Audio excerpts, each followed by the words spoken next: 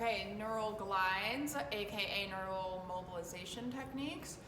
We're gonna go over upper extremity and lower extremity. Typically what I'll do is a glide as opposed to a stretch, and the way I justify that is nerves are electrical tissue, right? We don't need to irritate a tissue that is already irritated by putting further strain on it or further stretch.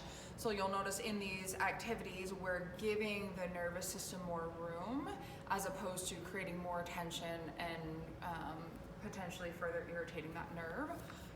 So first one, median posture is scapular depression first, right? So that's super important. A lot of times the second people get there, they already will feel symptoms.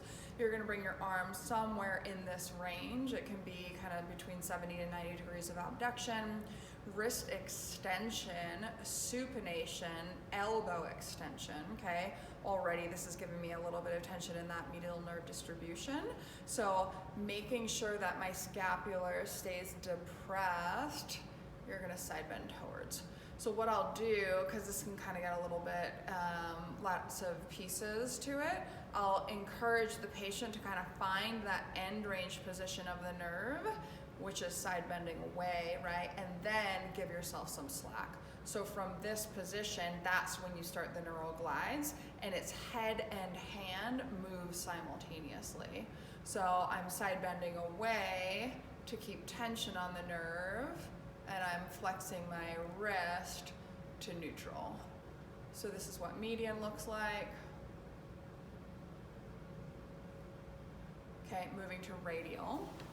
Same thing, scapular depression, elbow extension, pronation. If you want, you can get fancy and you can grab onto the thumb and you can ulnar deviate. At the very least, just get some wrist flexion.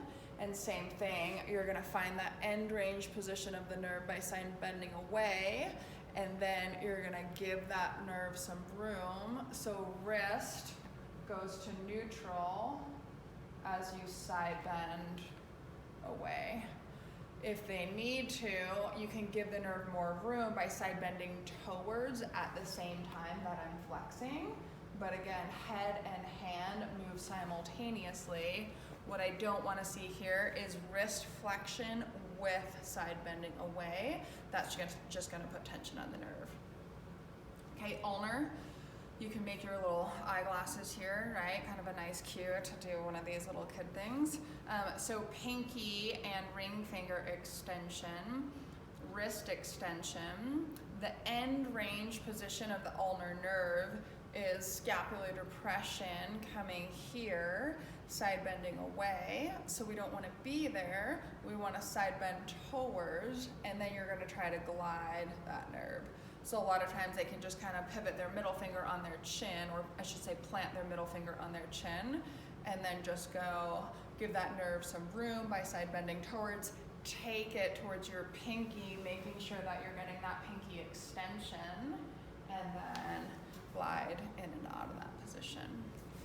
Okay, lower extremity, sciatic nerve, pretty common. Taking up the slack of the nerve with spinal flexion. So chin to your chest, round your back, and then I just will describe to people how you want to, as if it's a garden hose or an electrical cord, right? You want to take up the slack so that when you move, something slides and glides, as opposed to having a bunch of room in that nerve. You're going to pull on either end, but nothing's going to happen along the course of the nerve. So rounding down, knee extension, dorsiflexion. From there, you can kind of get a sense of where they're at, right? So this is me taking up the tension of the nerve. From there, head and foot move simultaneously. So it's up, up, down, down. A couple different options here. The pivot point can be at the knee joint, okay? So look at my ankle's staying in dorsiflexion, and I'm just moving my head with my knee. Or the knee can stay static and just the head and the foot move. I like the pivot point at the knee because you can get a larger excursion of the nerve. It can depend on the person, it can depend on the symptoms, it doesn't really matter. Keep an eye out for their neck. There's no point in kind of hinging from your neck and creating cervical dysfunction. So it can hopefully be a little bit more of just kind of a rising up, giving the nerve some room proximally while you're taking up that slack distally. So that's sciatic. If you need to bias tibial nerve from that position, it's simply foot eversion, right? Tibial nerve goes behind, posterior to the medial malleolus. So it's the same motion. I usually, with tibial, will have the person move from the knee just so they don't have to figure out that ankle position again.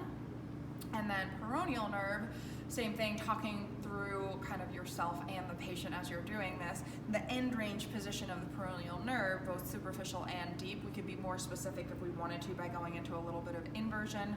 We'll keep it simple for the purpose of this video.